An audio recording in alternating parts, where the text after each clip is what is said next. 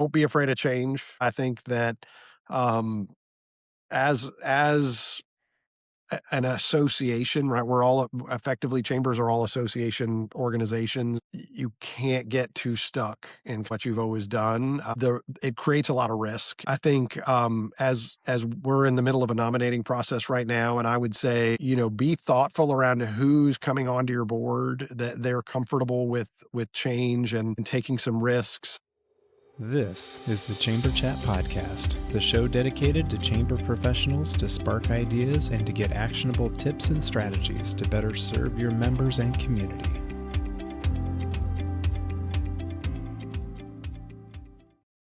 Hello, Chamber Champions. Welcome to Chamber Chat Podcast. I'm your host, Brandon Burton, and here on the podcast, I introduce you to people and ideas to better help you serve your chamber members and your community. Our guest for this episode is Charles Wood. Charles serves as the president and CEO of the Chattanooga Area Chamber of Commerce, where he previously led efforts as vice president of economic development.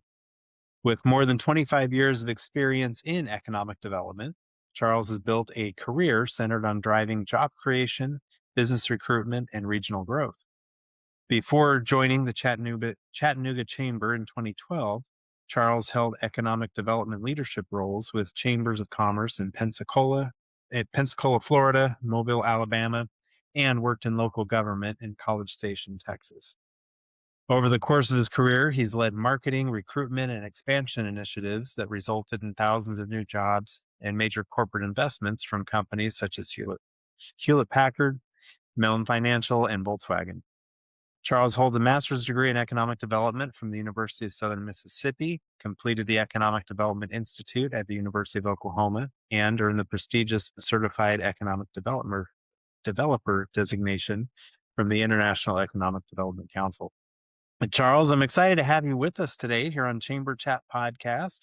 I'd like to give you an opportunity to say hello to all the Chamber champions who are out there listening and to share something interesting about yourself so we can all get to know you a little better.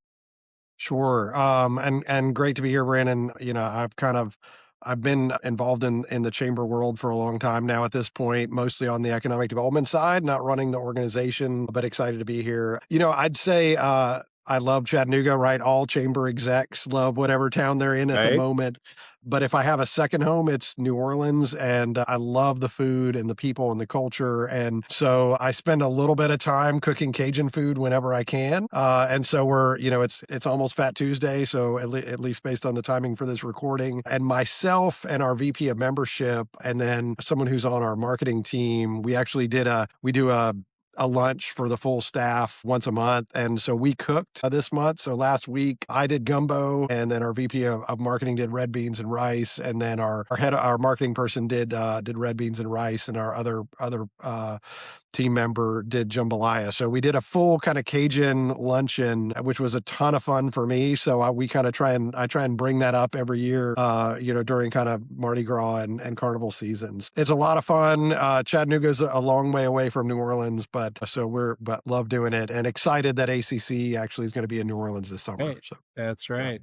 So do those other staff members have ties to New Orleans or? Our VP of membership does. He's from New Orleans proper. Okay. Person in marketing, I think, spent some time in South Louisiana, but I don't think he's from there. Yeah. But enough to pick up some of the culture and cuisine. Yeah, That's exactly. good. That's awesome. Well, if you would tell us a little bit about the Chattanooga Area Chamber to help give us an idea of the size of the chamber, the organization, the area of work, number of staff, budget, all of that to kind of set the stage for our discussion. Sure, and we're a pretty big organization as chambers go for a community our size. So our metro area is a little under 600,000 people, but we have a budget of close to 10 million, and so a team of about 40. That includes about 10 people who are on our Chattanooga 2.0 team, which is a team that's focused on cradle to career education and workforce. Pretty big arm of what we do, and they do some incredible work. We last year we officially launched a college and career savings program for every kindergartner, middle schooler in Hamilton County schools. So that's a pretty cool program that's come out of the 2.0 team. We run a 128,000 square foot small business incubator with 30 to 50 companies in it at any one time, and that lives under our economic development program. And then we run Leadership Chattanooga as well. So a lot of communities have a leadership program. Mhm. Ours lives under the Chamber Foundation. And then, certainly all of the other kind of things that go along with the chamber. So we've got about 1,750 members, for the organization. So membership size, not too bad, from an organizational standpoint. Yeah, And then, a lot of funding role. We're technically two entities. We're a 501(c)(6) membership organization, and then have a foundation 501(c)(3) where our economic development and our talent initiatives all live. very good. It definitely helps to set the stage and get us prepared for our discussion today. And today we'll be diving into the idea of constantly looking to evolve and modernize as a chamber and as an industry. So we'll dive into that topic as soon as we get back from this quick break. Hi, I'm Joe, And I'm Rose. and we're the founders of At My Community, a mobile app that can be customized to meet the unique needs of your Chamber of Commerce. When we started At My Community, we envisioned a tool that would help communities thrive by simplifying communication and enhancing engagement. Chambers of Commerce face unique challenges, and we're here to help you tackle them. At My Community helps the Evergreen Area Chamber of Commerce to create an app that keeps tourists informed even when their office is closed. They provide 24/7 access to local business information, which helps support the local economy and community engagement. In Rocky Mountain House, we helped Rocky Chamber create an app with dynamic itineraries and digital resources for tourists, increasing local business engagement. The app has become an essential tool for the community, promoting events and boosting visibility for local merchants. Today, we empower more than 200 chambers of commerce, campgrounds, and RV resorts to streamline communication, informing members about events, sharing business updates, and providing a digital hub for the community, all in one convenient app. When you partner with At My Community, our team works closely with you to create an app that meets your chamber's unique needs. As your community grows, our app evolves with you. We are here to ensure you engage effectively with your members and streamline your operations. Schedule a demo today at atmycommunity.com. We can't wait to meet you. Are you ready to take your organization's funding to the next level? Hi, I'm Clint Neesmith, CEO of Resource Development Group. As a Chamber of Commerce or economic development organization leader, I know you understand the value of working with experts who understand your world. And that's exactly what RDG does best. For over 30 years, RDG has specialized in fundraising for EDOs and chambers. We bring cutting-edge strategies tailored to your organization, whether you're just starting out or gearing up for yet another new funding cycle. Importantly, our firm executives are hands-on from start to finish, from the feasibility study to the successful conclusion of your fundraising campaign. And our team brings deep industry roots and national expertise to every engagement. No matter the size of your community, RDG delivers data-driven, innovative revenue solutions, reinforcing ROI to investors and making sure your vision becomes reality. At RDG, we proudly build organizations that build communities. Visit us today at rdgfundraising.com and let us partner with you, building a stronger future for your organization and the community you are working to grow and develop. Thanks much. All right, Charles, we're back. As I mentioned before the break, and really, as you and I talked before we hit record, we were talking about the lens that you entered the chamber space. That it's been very much through the economic development side of things, and now you've got this more responsibility on you in your current position. And I think there's a lot of value in that perspective. And in the back and forth, you talked about how it's helped you to kind of develop this lens to constantly be evolving and modernizing as a chamber. So if you'd like to expand on that and just give us an idea of what that means to you and areas where you've seen opportunity to do that. Absolutely. And so we have a two-part mission. The first is champion our member businesses, and the second is, really focus on building a strong regional economy. And so, but the way I kind of communicate the organization is really around our purpose, which is to build a thriving Chattanooga. And so you do that by kind of executing on the mission. But the Chattanooga Chamber, it was founded in 1887. We're one of, I think, 40 chambers of commerce that are on the wall when you walk into the U.S. Chamber in Washington, D.C., that kind of Wow. founded the U.S. Chamber. So we've been around for a long time. We'll be celebrating our 140th anniversary pretty soon.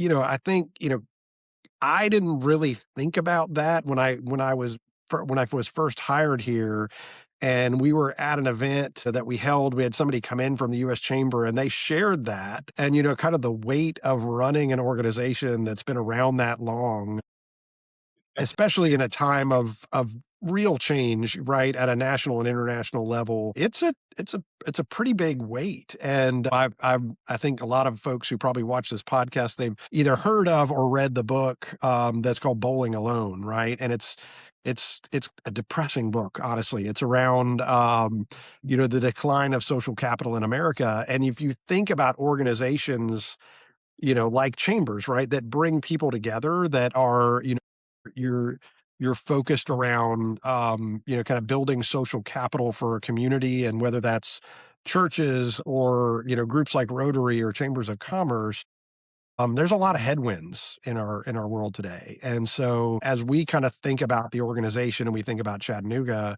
a lot of my focus has been around how do you work to evolve the organization to make sure that it's going to be resilient, and it's going to be, I think a really relevant organization over the next decade or 2 decades out.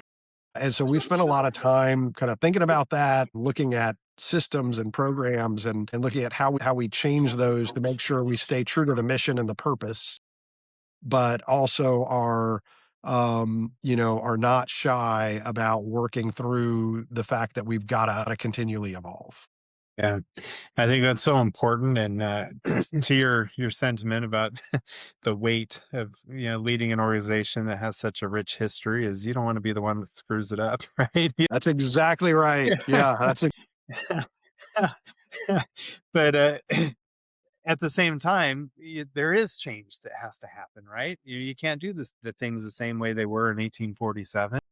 As we see the fast pace of change in today's market, today's world, got to be abreast of those changes and be ready for it, and look into the future and not just react to what's being presented to you. And I know a lot of chambers will do, their chamber 2030 or 2035 focus, looking 5 or 10 years out in the future, which I think is great. I think it's great to have that strategic focus. But I had mentioned before, I had heard an interview with Elon Musk. This man is literally creating the future in front of us with his, self-driving cars, and taking people to Mars, and creating robots to, clean your kitchen and cook for you and everything. And he talks about what he can see in the next year or two, but he talks 3 to 5 years out. And he's like, I have no idea what that future looks like, because things are moving so quickly. So to that point, I think we have to be adaptable and keep looking to what does the future look like now, instead of Yep. what did it look like 5 years ago. Anyway, not really a question there, but just more of an observation. Yeah. And we do operate on a 5-year strategy, and we're kind of in the middle of our second one that we've done. And that's really helpful. We've got kind of four pillars in that strategy. One is around economic growth, one is talent, one is innovation, and then the fourth is champion our members. And so, but you've also got to think way beyond that, right, as you go. So I think that's a critical part of the calculus that you have to have when you're working in this industry, and you're trying to influence the outcome of your community over a long period of time. Right. Yeah. So I'm curious, from your background in economic development, as you approach these different, I'm going to say chamber topics, for lack of a better term right now. I see, and we talked before the recording, hopefully every chamber sees themselves having some role in economic development, whether they have that formal responsibility or if they're a supporting cast to, an economic development corporation within their community. But when it's all under the same roof, how do you see, okay, this is a chamber direction, this is economic development? Because there's so many things that can kind of blur the lines. And I know there's your mission and all of that, but how do you delineate, where the focus goes?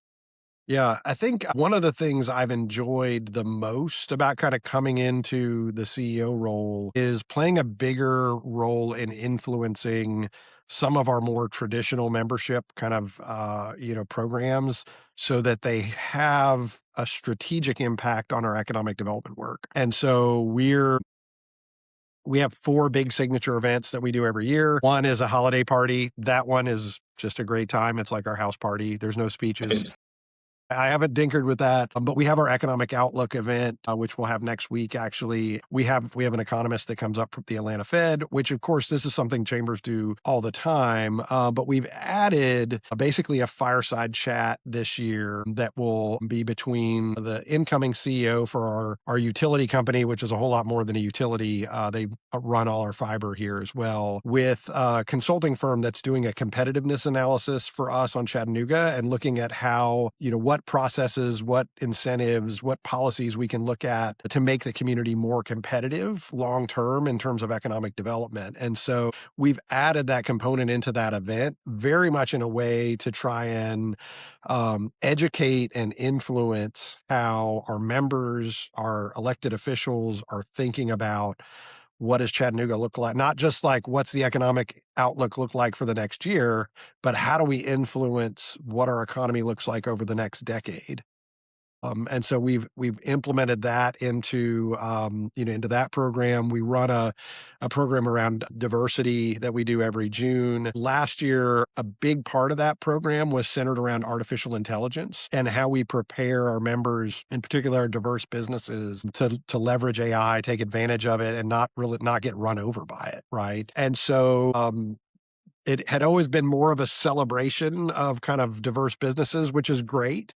But we really wanted to present some tools and kind of provide tools to our diverse businesses as they're thinking about what the future looks like. So using our events to influence that economic development lens is a big focus for us as we kind of think about what does the organization look like in the future. So that's just a couple of examples of ways we've tried to take more traditional Chamber of Commerce kind of focus and then add an economic development kind of bent to that. And we've changed some of our other programming around to do similar things as well. So we have what's a pretty unique structure with area councils. These are almost operate like volunteer-led chambers of commerce that cover a certain geography in the community. Okay.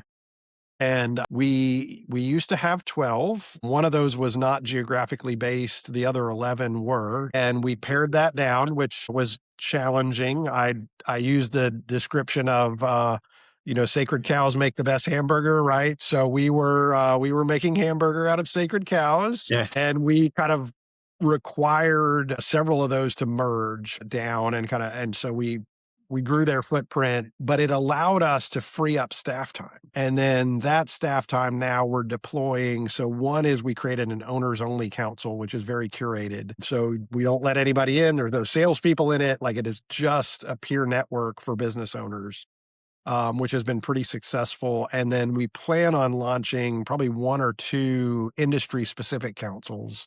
Love that those councils will be almost like a resource for our economic development team. And then we also took on management of an outside entity called the Chattanooga Regional Manufacturers Association. If you met B in St. Paul, we took a page out of her book of kind of entering into a memorandum of understanding where we're the management kind of association management partner for that manufacturers association, which has also got a lot of history. It was founded in 1902. And so we have a chamber staff person that's managing that association. One of our economic development staff is heavily engaged on that from a workforce and economic development perspective. And so we freed up kind of capacity by effectively eliminating some programs so we could add some things back in that have, I think that will create a lot more value from an economic development standpoint. Yeah, I think those are great examples. I love the idea of all the programming having a strategic purpose being tied into it that points back to economic development. And I think that's something that could be replicated for any size chamber, wherever they are, to just say, whatever the current programming is, what can we do to elevate it and take it to the next level and give it a purpose that points back to our mission and what we're doing and really help to drive more purpose in the community. Yep, absolutely. And it goes back to that constant evolving and modernizing things. So you had mentioned earlier that the staff and everybody is, for the most part, adapted very well to change that's been going on. And even as you're talking about these committees that cover geography, you phrased it in a way you expanded their footprint. So instead of eliminating committee, you expanded instead of eliminated. I like that. Just the way things are phrased, a positive outlook on it. So, but what are some of these other changes that have been implemented, that have been received well, that are helping with that goal of evolving? Yeah, I think, and I will say, like, change is hard, right? And so, Sure is. make no mistake, we've had some team members that have been here for a long time, and it is, yeah, for them, it's much more challenging. When we bring on new team members, this is all new to them, and so it's just normal. Yeah. But it is pretty challenging. We've been working really hard to leverage our leadership programs has been another initiative around that. And so we run a program called Leadership Chattanooga. It just celebrated its 40th anniversary. And, that program has really been interesting. It used to be much more centered around, building a network, learning a little more about the community, that kind of thing. But the curriculum, it's an 8-month program. And over the last few years, the curriculum has transitioned to align with our strategic plan. So I mentioned those 4 big pillars for us. So we actually have a session that's focused around economic mobility. We have a program centered around talent. We have a program centered around entrepreneurship and innovation. And so we're doing our best to kind of steep each class in what that strategy looks like, so that frankly, when they exit, right, they become our champions, right? They Yeah. become a champion for that work. And so by transitioning it into kind of overlapping with our strategic plan, that's been a really big help. And then the second thing we've done is kind of tie a little bit of it to our government relations effort. So one of the questions now that we ask when folks are exiting, when they graduate that program is, would you consider running for office in the future? Okay. And so, right, because in a perfect world, as a business organization, you want to see your local elected leaders and even your national elected leaders come from a business environment. Yeah. And so for us, that's a strategic opportunity. Last year, our young professionals group hosted a "So You Think You Want to Run for Office" kind of session, did some training around that to kind of get folks ready if they were interested in it. And so I think, as we think about, how do you embed your economic development strategy into your leadership programs? And then how do you leverage your leadership programs to drive kind of that opportunity around potential future elected officials? That's a long-term play. It will take certainly more than 5 years to do. But the goal there is that when folks do run for office, they get elected, then we become a resource for them when they're in office, and that they're coming into office, with a good understanding of a lot of the priorities that we have. Yeah. Hopefully it creates an ally in those public offices. So as you guys ask that question as they graduate out of the program, what kind of response do you get? Is it more of planting a seed, or are you getting responses that are like, yeah, or It's no a way? I don't know. most say no, Yeah. most say I'm not going to do that. And I would say it's harder now, right? To, I think, convince people that are in a business background to run for office than it's probably ever been, because, we're just, country as a whole is so divided politically. It's challenging. But we last year we had city elections. We had a recent graduate from Leadership Chattanooga that came in as a city council member. He's now chairing the Economic Development Committee for the Chattanooga City Council, which is great. And then we have county elections this year, and we have one Leadership Chattanooga graduate who is running for a school board seat. So we'll see if they end up in that. And so I think over time, right, the hope is that you have more and more folks that are willing to take that lead. Yeah, that's awesome. I love that. And just, I think asking the question, it does kind of help plant that seed. And as opportunities come up, they can, fall back on the experience they had in Leadership Chattanooga and say, you know what? I could be a candidate and I could help see through some positive change and things that would help the business environment. Yeah. So I love that you guys are asking that question and doing the programming for the young professionals. That's awesome. I haven't Yeah. heard of other chambers doing that. I'm sure they do, but I haven't heard it yet.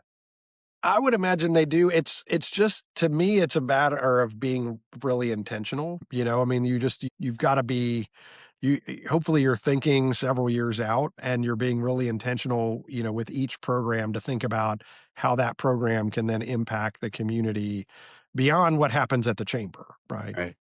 Yeah. I love that. Well, I always like to ask for those who are listening who obviously, maybe not so obviously, but they have a desire to take their organization up to the next level. I'd like to see what kind of tip or action item you might suggest as they strive towards accomplishing that goal. Yeah, I think, to me, one thing is don't be afraid of change. I think that, um, as an association, right? We're all effectively, chambers are all association organizations. You can't get too stuck in kind of what you've always done. It creates a lot of risk, and so I think as we're in the middle of a nominating process right now, and I would say, be thoughtful around who's coming onto your board, that they're comfortable with change and taking some risks. I read an article a little while back that was basically titled "Staying in Your Lane is Overrated," and it used Amazon as an example. And basically the idea was Amazon was a bookstore, right? Right. For those of us old enough to remember, and they built this e-commerce website. And what happened over time is they had to build out all of this technology infrastructure, to be able to sustain that business, right? And that infrastructure is what created AWS. Yeah. And so they went from being an e-commerce organization to being an incredible technology company. And it was all because they didn't stay in their lane. And so I think that, to me, was this really interesting kind of message, I think, to take from what is now, of course, one of the largest companies on the planet. But think about how a company that's built this great business is still innovating. They're still looking at how they create, right? Yeah. I think that's a good example of looking to where things are going in the future and say, as a bookseller, they're not the big online retailer yet, but they see that's where the future is going. And they built up the infrastructure, starting with selling books and then adding more things. And then they see where things are going, more, in a digital landscape. And then, AWS I'd say get spun up, but it's more than that, right? Yep. But they're seeing where the future is going and they're laying the roads, they're paving roads to that future. And as chambers, we can do the same thing and we can help, the businesses that are within our organization see that future and pave their roads. And that's what it's all about, to be evolving and look into the future. So I love that response. Which leads me into my next question: as we look to the future of chambers of commerce, how do you see the future of chambers and their purpose going forward? I think that, and I'm going to plug a friend of mine's book for anybody who's met Amy Holloway, but she's got a book coming out around trust and trust building. And, I mean, I mentioned kind of this dynamic, the political dynamic, right, that we're kind of facing as a country and even globally. And I think we have a role to play around how we help build trust in our communities. I think if we can do nothing else over the next decade, I think thinking about how we work with our local government partners and the private sector to build trust. And the business community continues to be one of the, I think, most trusted, kind of kind of groups that's out there. And I think we need to make sure we're thinking about how we help build trust in our communities, certainly across the country, as chambers. Yeah. I think that's so valuable because people don't know what to trust anymore. Even from, looking through social media, you never know what I'm reading. Is this real or is this fake news or AI That's right. thing or whatever? So being that source of truth and trust is so important in today's age. I love that. Well, Charles, I wanted to give you an opportunity to share any contact information or anywhere you might point people who might want to learn more about how you guys are doing things there in Chattanooga. Where would you point them and what would be the best way to connect? Sure, absolutely. So certainly my email, which is cwood@chattanooga-chamber.com. I'll let y'all figure out how to spell Chattanooga. And then, of course, our website, which is chattanooga-chamber.com, is another good spot that'll get you there. And then I'm on LinkedIn. I'm on a bunch of other social media platforms, but I don't pay any attention to those. But I am on LinkedIn and reasonably active. So that's another great way to reach me. That's great. We'll get all of that in our show notes to make it easy to find you and connect. But I really appreciate you setting aside some time and sharing some of your experience and insights with us here on Chamber Chat Podcast. You provided a lot of value for us today, so I appreciate it. Thanks so much, Brandon. Appreciate it. If you are a chamber professional, be sure to subscribe to Chamber Chat Podcast on your favorite podcast app or now on YouTube, so you never miss a new episode. New episodes are released each week and delivered right to you. If you're finding value in the podcast, please take a moment to leave a rating and review on Apple Podcasts, Spotify, or wherever you listen. It really helps others discover the show. And most importantly, share Chamber Chat Podcast with your colleagues in the industry so we can continue to grow and strengthen the chamber community together.